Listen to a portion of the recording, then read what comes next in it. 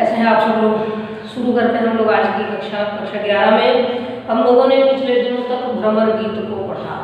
मैंने आपको बताया सूरदास जी का सबसे पहले विनय के 2 पद पढ़े हमने, एक वात्सल्य का, और 9 पद आपके जो थे चौथे से लेकर 12वें तक का 9 पद हम लोगों ने पढ़ा भ्रमर गीत में। ठीक है, अब देखिए पूरा पाठ पढ़ लेने के बाद अब हम इसमें जो अभ्यास प्रश्न दिया गया है इसकी थोड़ी सी चर्चा कर लेते हैं। इसको आप लोगों को अपनी कॉपी में लिखना है और ध्यान रहे आज से आपको जो भी पढ़ाया जा रहा है इसकी फोटो आपको आपके चैनल पर PDF के रूप में जरूर मिलेगी। ठीक है, तो ध्यान रखें। सबसे पहले बात करते हैं हम लोग अपने अभ्यास प्रश्न में आने पहले किस तरह से आपको लिखना है। जब आपको व्याख्यात्मक प्रश्न मिलेंगे, गद्य खंड और काव्य खंड से 2 चीजें पूछी जाती हैं। एक इतिहास से संबंधित प्रश्न जो 5 प्रश्न होते हैं विकल्पीय माध्यम में, वो इसी अभ्यास प्रश्न को पढ़ लेने के बाद अगले वीडियो से हम लोग हिंदी गद्य और काव्य का इतिहास पढ़ना शुरू करेंगे, वो आपको हम बताएंगे। फिर जो हमारा पाठ है, आपको जो 7 पाठ पढ़ने हैं काव्य खंड के, जिसमें से हमने एक सूरदास जी का पढ़ा है, जो दूसरा पाठ है कबीर को भी हम लोगों ने छोड़ रखा है।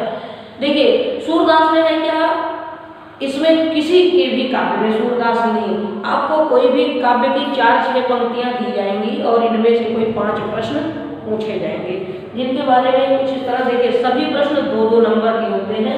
10 नंबर का यह प्रश्न है आपका जो है ये दीर्घ उत्तरीय में माना जाता है। 10 नंबर का प्रश्न होता है जिसमें 5 खंड छोटे छोटे होते हैं, मिला करके आपको लिखना है। सबसे पहले आपको जो कविता दी जाती है उसका संदर्भ लिखना होता है।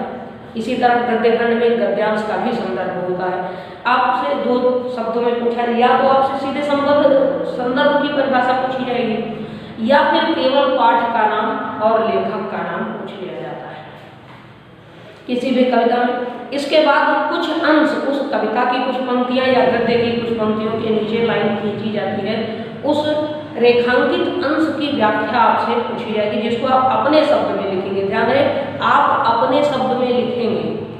हम लोग प्राय गद्य की व्याख्या करते हैं, बच्चों से मैंने देखा है ऐसा गलतियां क्या होती हैं, जो चीज गद्यांश में है उसी को लिख देते हैं व्याख्या में। ऐसी बात नहीं, व्याख्या एक नहीं होती, वो तो आप उसी को पुनः लिख रहे हैं, नकल कर रहे हैं।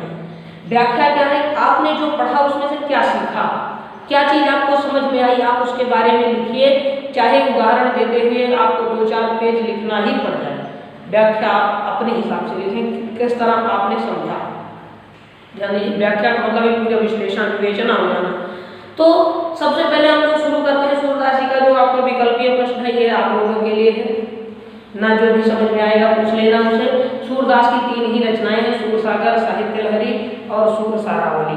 इसी से संबंधित सारे प्रश्न विकल्प में पूछे गए हैं। इसके बाद जो आपके पद्यांश से संबंधित प्रश्नोत्तर हैं, इनमें से पदों को हम पढ़ते हैं। सबसे पहला पद जो आपके पाठ का दूसरा पद है, मेरो मन अनत कहाँ सुख पावे, इसकी अंतिम 2 पंक्तियां रेखांकित की गई हैं। ध्यान दीजिए, जिह मधुकर अंबुज रस चाख्यो, क्यों करील फल भावे, और सूरदास प्रभु काम घेर तज, छेड़ी कौन दुहावे। अब ध्यान दीजिए, सबसे पहला प्रश्न आपसे इस पद में दिया गया है, प्रस्तुत पद्यांश का संदर्भ लिखिए अथवा दिए गए पद्यांश के पाठ और रचनाकार का नाम लिखिए। तो अगर रचना और रचनाकार का नाम लिखना है तो रचना है आपकी भ्रमर गीत, आपके पाठ का नाम भ्रमर गीत है और लेखक इसके कवि जो है वो महाकवि सूरदास जी हैं। अगर पूरा संदर्भ है आपसे पूछा जाए तो आप ध्यान दीजिए, आप लिखते हैं प्रस्तुत व्याख्येय पद्यांश। व्याख्येय शब्द शुद्ध लिख लीजिएगा, प्रस्तुत व्याख्येय, व्याख्येय का मतलब जिसकी व्याख्या करनी है। प्रस्तुत व्याख्येय पद्यांश या प्रस्तुत व्याख्येय पंक्तियां अथवा प्रस्तुत व्याख्येय छंद हमारी पाठ्य पुस्तक हिंदी के काव्य खंड में संकलित, हिंदी के काव्य खंड में संकलित सूरदास जी द्वारा रचित भ्रमर गीत नामक पाठ से लिया गया है। अब इसमें आपका क्या होगा कि पाठ का नाम, लेखक का नाम भी आ गया, किताब का नाम भी आ गया। प्रस्तुत व्याख्येय पद्यांश हमारी पाठ्य पुस्तक हिंदी के काव्य खंड में संकलित सूरदास जी द्वारा रचित भ्रमर गीत नामक पाठ से लिया गया। इसके बाद प्रसंग आपको नहीं लिखना है क्योंकि अब प्रसंग नहीं पूछा जाता।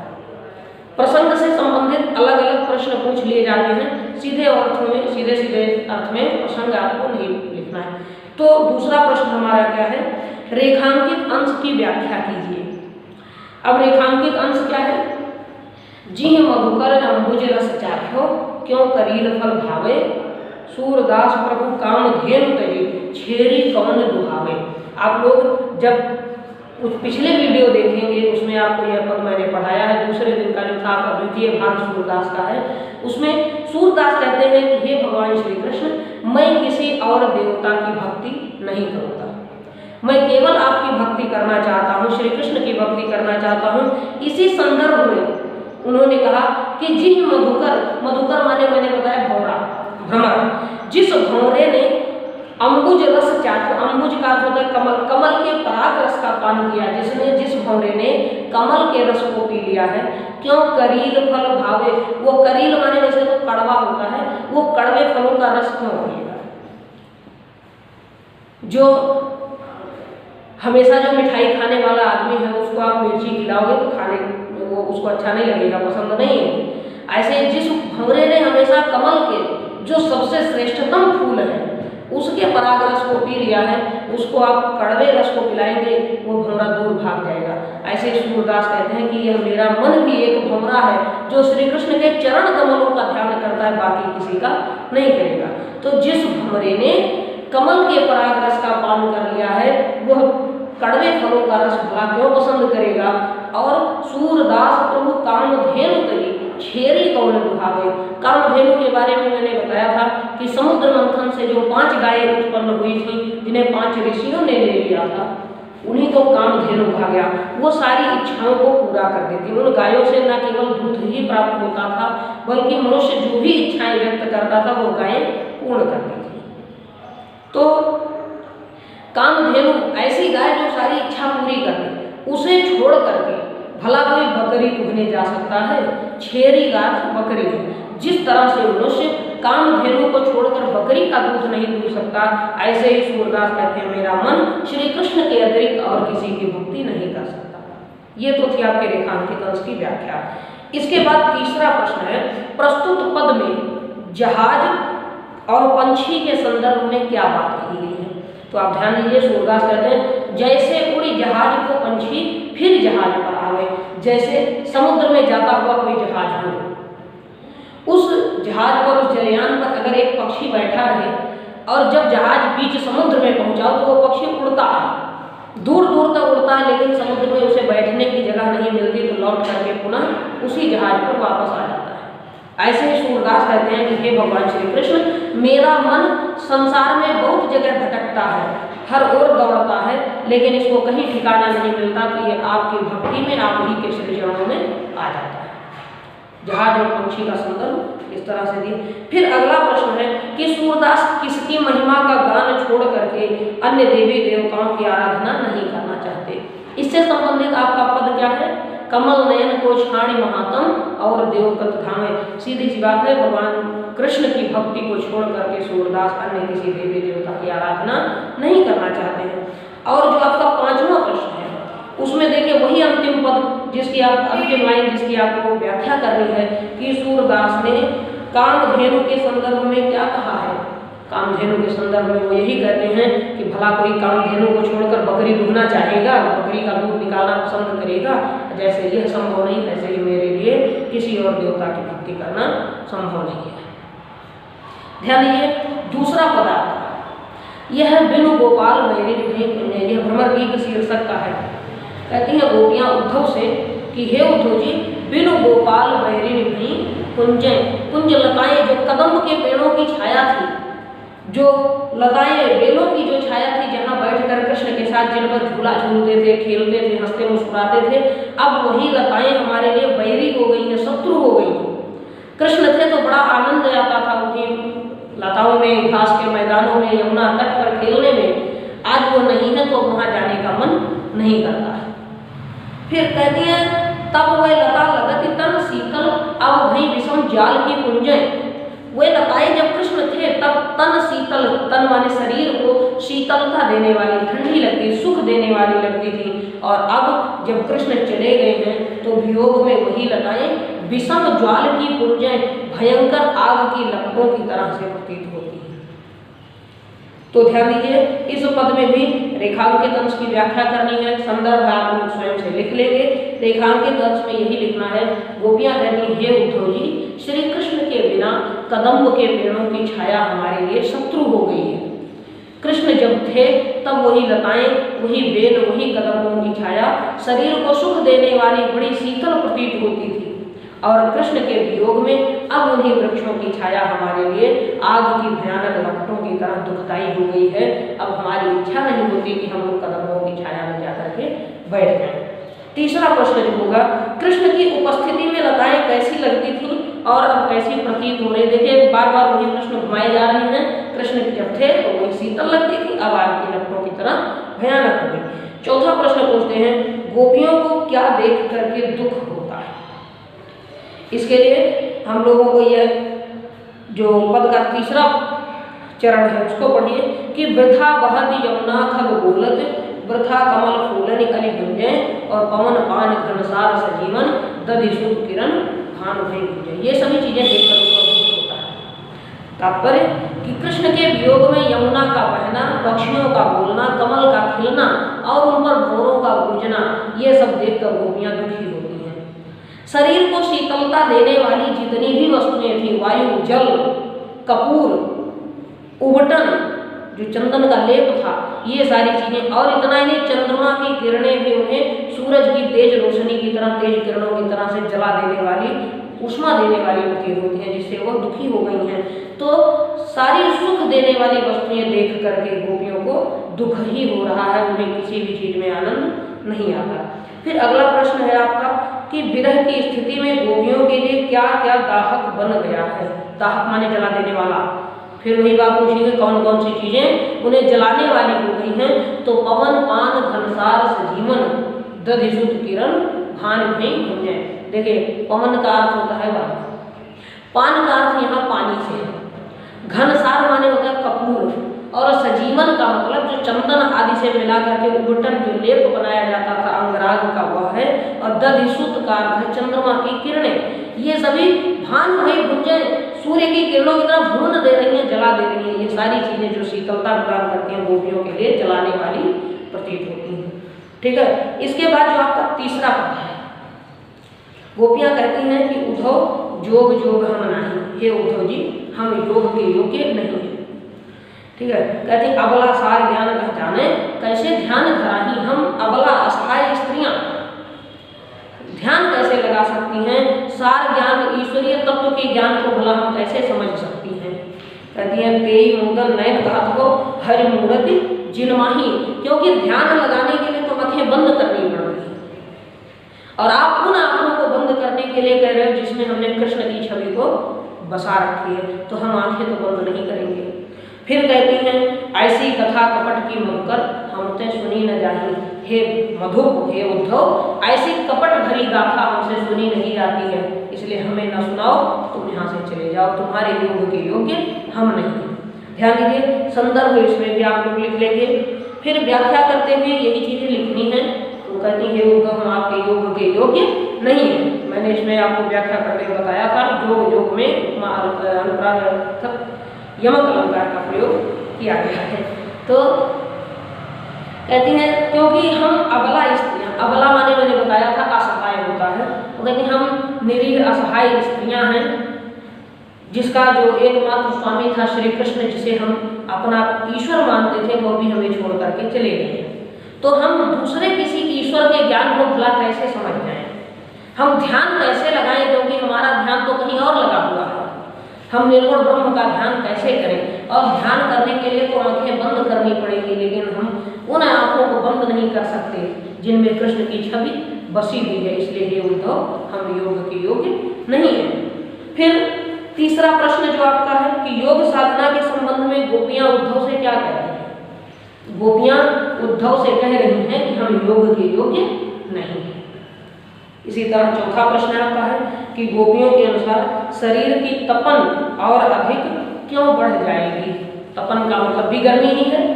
अब वो कहती हैं क्योंकि एक योगी, एक जो योग की साधना करने वाला साधक, वह शरीर में भस्म राख का लेप लगाता है। जैसे आप देखिए भगवान शिव संसार के सबसे बड़े योगी, वो भी शमशान वाली राख को अपने शरीर में लपेट लिए। तो गोपियां कहते हैं विरह की आग में पहले से ही हमारा शरीर जला हुआ है और इस पर भी हम राख लगाएंगे तो क्या दशा होगी, और भी अधिक जल जाएंगे, इसलिए वह राख लगाने से मना कर देते हैं। इस प्रश्न के उत्तर में आप ये लिखेंगे कि शरीर पर भस्म का लेप लगा लेने से गोपियों के शरीर की जलन और अधिक बढ़ जाएगी। फिर अंतिम प्रश्न जो आपका है इस पद का कि गोपियां श्री कृष्ण से किस प्रकार से अलग नहीं हो सकती। तो गोपियां कहती हैं कि जिस तरह से घटते परछाई शरीर से परछाई अलग नहीं हो सकती है, उसी तरह से हम कभी कृष्ण से भी अलग नहीं होंगे। ठीक है, ध्यान रखिए, इस तरह ये 3 पद आप लोग लिखेंगे। चौथा आपको मैं बता देता हूँ, शेष बचे हुए 3 पद जो हैं उसको आप स्वयं से करेंगे। जहाँ भी समस्या होगी आप हमसे पूछिएगा, लेकिन सभी लोग कॉपी में नोट बनाते रहिए, क्योंकि जैसे ही स्कूल खुलेगा सबसे पहले आपकी कॉपियाँ ही चेक होंगी और टेस्ट भी आएगा। ध्यान दीजिए, जो आपका चौथा पद है, गोपियाँ कहती हैं कहत कत परदेसी की बात। हे उद्धव, आप किस परदेसी की बात कर रहे हैं? कौन से कृष्ण की, कौन से ईश्वर की बात कर रहे हैं जो हमें छोड़कर चला गया?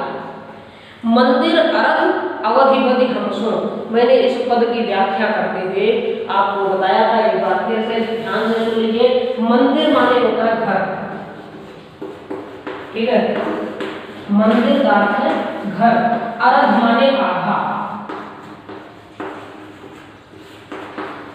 आप जब पूरे पद की व्याख्या को पढ़ेंगे तो आपको उसमें समझ मिलेगा। मंदिर के आधे यानी घर के आधे भाग को एक पाख कहते थे। घर का जो आधा भाग होता है इसको पाख कहेंगे। पाख का शुद्ध शब्द है पक्ष, और एक पक्ष में दिन कितने होते हैं? 15।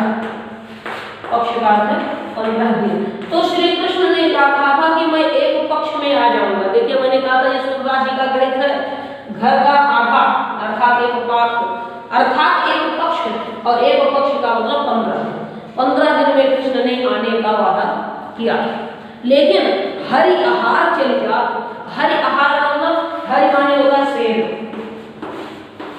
ठीक है, हरि का अर्थ है शेर, और शेर का आहार भी होता है, ठीक है। यहाँ आहार लिखा गया, इसका शुद्ध शब्द क्या होता है? आहार। शेर का जो आहार है वो है मांस। मांस का अगर हम अपभ्रंश करें, इसको बदल दें तो बनेगा आपका मास, और एक मास में दिन कितने? 30 दिन। तो कृष्ण ने कहा था कि एक पाक में 15 दिन में आएंगे, लेकिन 30 दिन बीत गए नहीं आए।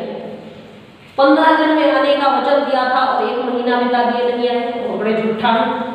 फिर अब ऐसी अवस्था में क्या हुआ है कि शशि रिपु बरस सूर रिपु जुग बर हर रिपु के हो हाथ। गोपियां कहते शशि रिपु, मैंने आपको बताया शशि का अर्थ है चंद्रमा, और चंद्रमा रात को निकलता है, इसलिए यहाँ शशि का अर्थ होगा रात्रि। और रात का रिपु, रात का जो शत्रु है, रिपु माने शत्रु, रात का शत्रु अर्थात दिन। दिन आता है तो रात चली जाती है, रात का शत्रु है दिन।